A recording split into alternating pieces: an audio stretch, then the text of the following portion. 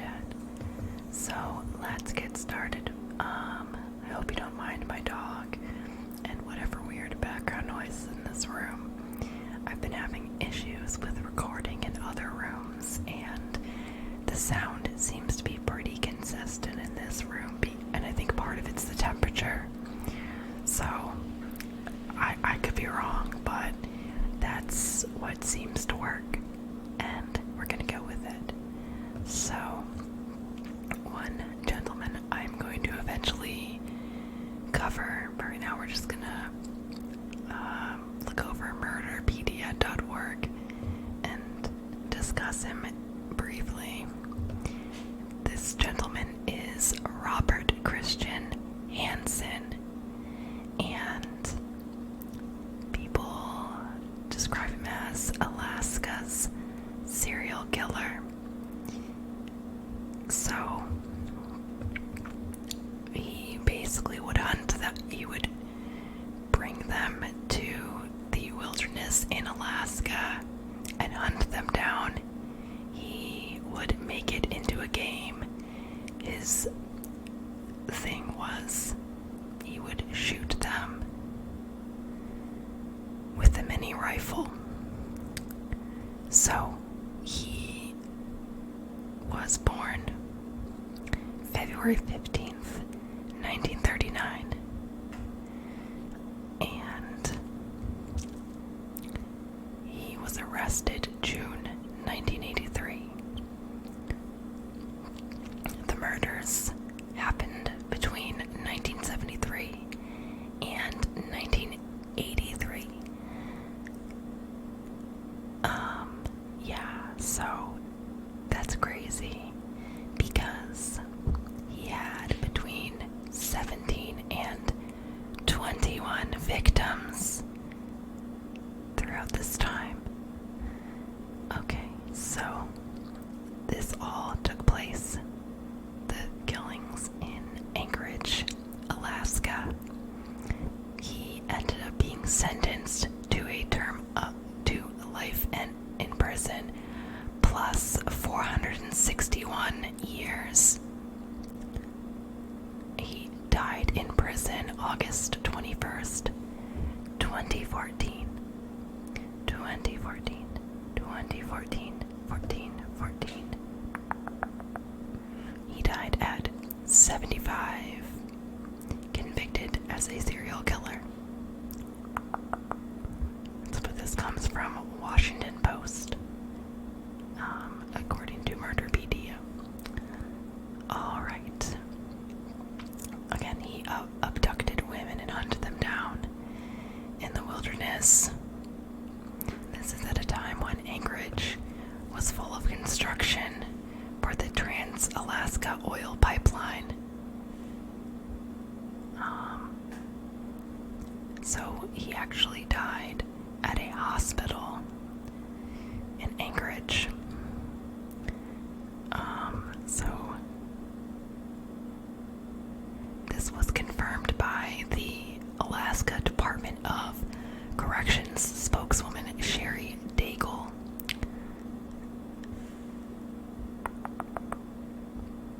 So he actually confessed to 17 of the killings, but they estimate between 17 and 21 women were murdered.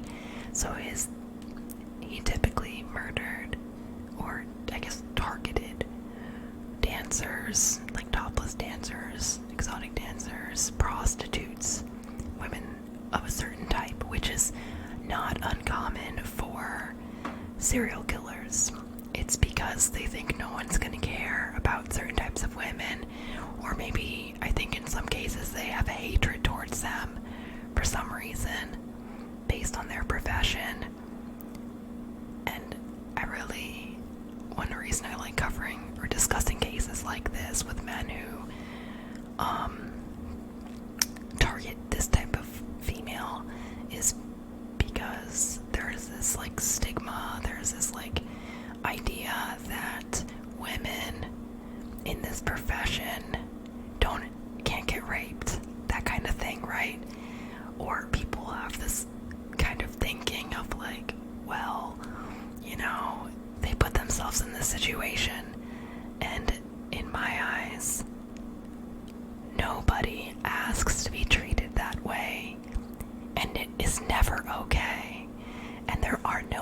excuses for people who commit these types of heinous crimes.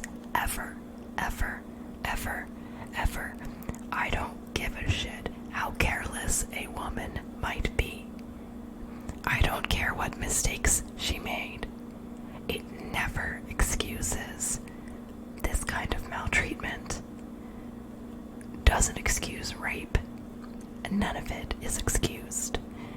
If she, at some point, says no, afterwards it is rape. Point blank. That's it. And, I think that as we progress in society, this idea is more commonly widely accepted as truth, so again, I apologize. My dog is on the floor behind me making all kinds of noise. She kind of moves around a little bit and then goes back to sleep, or kind of just moves her paws a bit, so, and then she her mouth makes little noises. I can hear it. I don't know if you can hear it, but it's pretty loud, I think. Anyways, I get distracted. ADD. Let's go back to the discussion. Okay, so this article says that the Anchorage baker also confessed to raping an additional 30 women during that time, although previous information contradicts that statement a little bit, but let's proceed. Okay. He was the subject of a film called The Frozen Ground, and this film starred Nicolas Cage, who was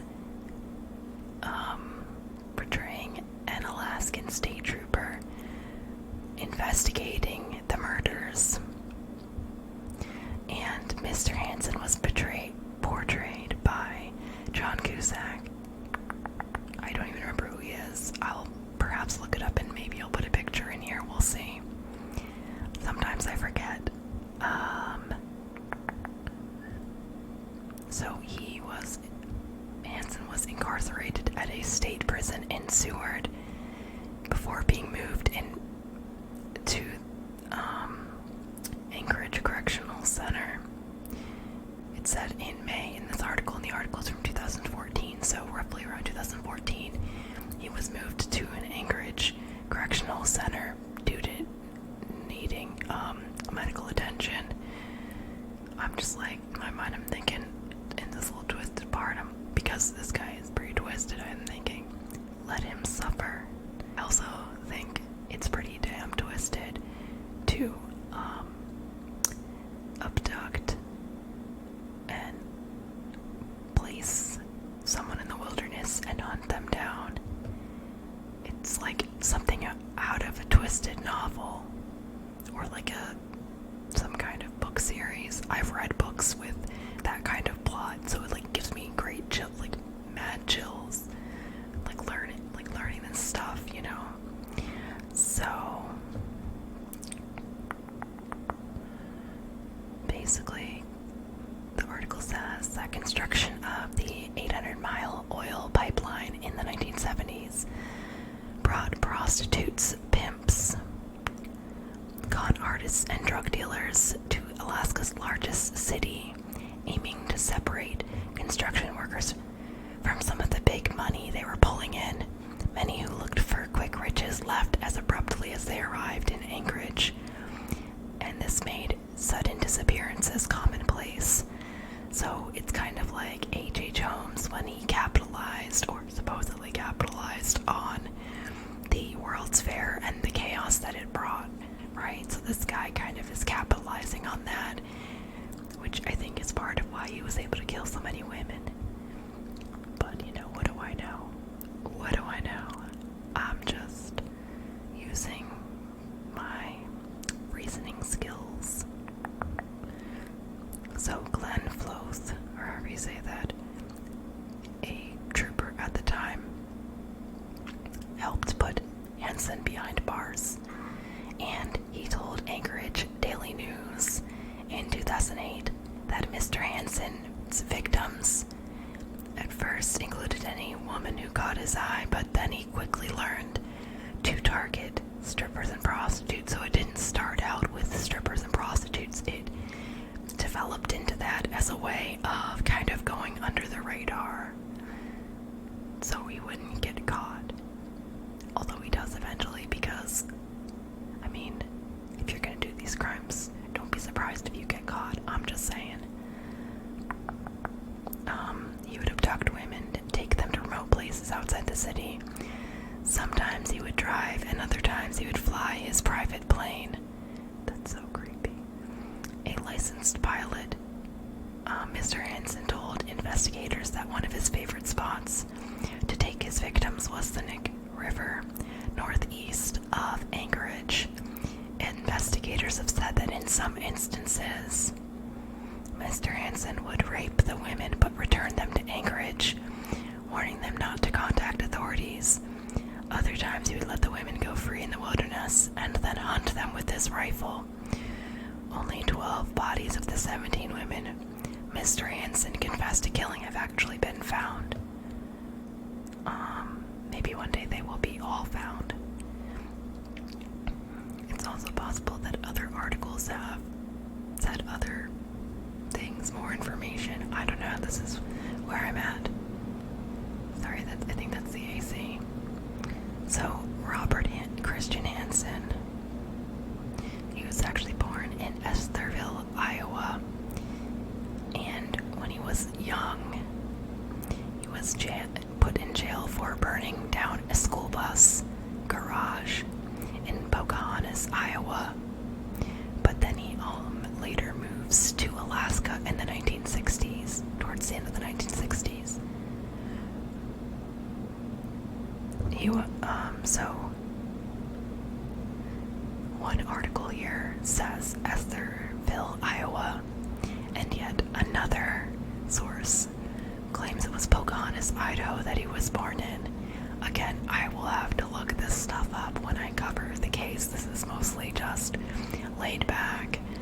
I am still intent on covering this case using my own script and doing more research than just one source, because I think that that is important, and I just wanted you to know that I'm just looking at one source right now, and it may have conflicting information that I would want to confirm and look through and see, how consistent that information is through some searches. So, Hansen was the son of a Danish immigrant, and he became a baker like his father. When he was young, he was really, really painfully shy, super, super skinny, lanky. He had a really bad stammer, and he had severe acne, which led to permanent scarring. He himself referred to his face in his youth as one big pimple. He was rejected and shunned by the more attractive females in school, so he became hateful towards them, which might have contributed to his murderous tendencies, but it's a combination effort, of course. And then it kind of served to feed his fantasies for cruel revenge against women. So he actually married in 1961, but then divorced. They were divorced a year later, after his arrest on the charges of arson that I already mentioned. And then 6 years later, he married another Pocahontas native who went with him to Anchorage, Alaska, and then he opened a bakery, which did really well. He ended up taking flying lessons, getting his own private plane, and he gained a reputation as a man who's very outdoorsy. Also a hunter. He would stalk tall sheep, wolves, and bears with a rifle, a bow, or a bow and arrow. He also happens to have been arrested another 2 times and charged with abduction rape. He attempted to rape a housewife who managed to escape. And also, he raped a prostitute who did not get away. And yes, so he was arrested for both of these charges. He served less than 6 months, so he was on a reduced charge. And then he was picked up again for shoplifting a chainsaw in '76. He was convicted of larceny, sentenced to 5 years in prison, but this verdict ended up being overturned upon appeal. And Alaska's Supreme Court deemed his sentencing too harsh for him. White privilege at his best is what it sounds like. To me, anyways. But again, this is only the tip of the iceberg for this gentleman. So he actually he confessed. I mean, he's dead now. He confessed to some of his crimes. You never know with these people, you know. But yeah, he repeatedly preyed on women. Again, between 1973 and 1983, but he admitted to this in his confession. So he admitted to raping, in addition to murdering 17 women, he also raped 30 who lived. So he had a thing for targeting exotic dancers and prostitutes, taking them in his airplane, dropping them in the wilderness in Alaska, hunting them down. And he said, if they came across with what I wanted, we'd come back to town. I'd tell them if they made any trouble for me, I had connections, would have them put in jail for being prostitutes. Resistance or demands for payment after sex resulted in assorted victims being murdered, sometimes with a ghoulish touch of Hansen stripping them and stalking them like animals, making the kill with a hunting knife or his favorite big game rifle. So he had 2 different favorites for how to kill the women, not just one. They first realized there was a killer in Alaska, Hansen specifically, when construction workers discovered a woman's remains in an area close to Eklutna Road. She'd been stabbed to death in 1979, but had never been identified, and thus dubbed Eklutna Annie by the police who worked her case. And then, in the same year, another body was discovered, the body of Joanna Messina. She was found in a gravel pit close by Seward. So then a special task force was enlisted to work on these killings. Topless dancer Sherry Morrow was then found by hunters in a shallow grave near the Nick River. And again, authorities were no closer to figuring out who was committing these crimes.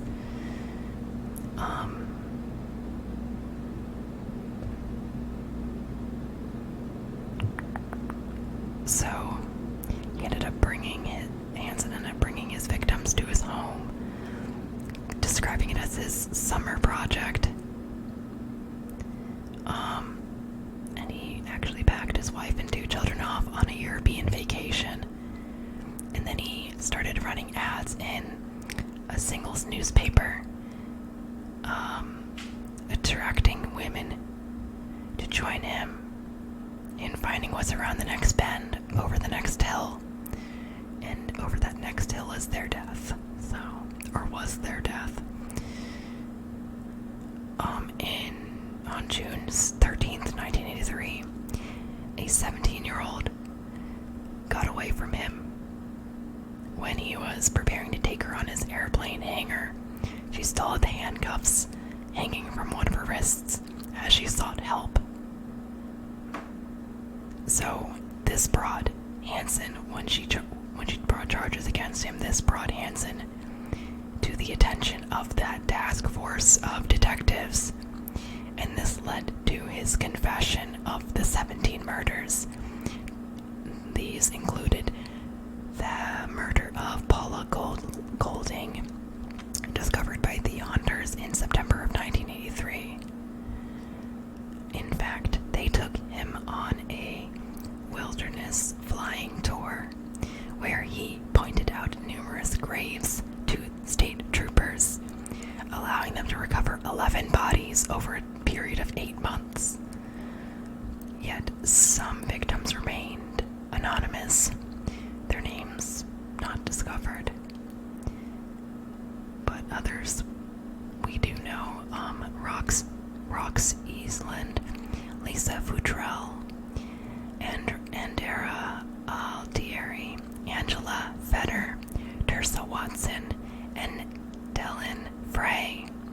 All of these women had been reported missing from the Anchorage area during what this article describes as Hansen's reign of terror. Reign of terror. Yeah. So on February 18th, 1984, again, Robert Hansen pled guilty on 4 counts of first-degree murder in the cases of Eglutna Annie, Joanna Messina, Sherry Morrow, and Paula Golding. But the charges for other cases were dismissed. Still, he was sentenced to a term of life imprisonment and an additional 461 years, which is very interesting. Interesting. So I think we're gonna stop there. That's a little bit of a tidbit on Robert Hansen, and I aim to cover him and try to have more of like a timeline and everything. This was more, laid back, just talking about Robert Hansen. But I hope you still got something out of this video. I dare say perhaps enjoyed it. I enjoy true crime. I understand this is difficult content, but I hope some of you have benefited from listening to information from this case, and I look forward to seeing you in my next video.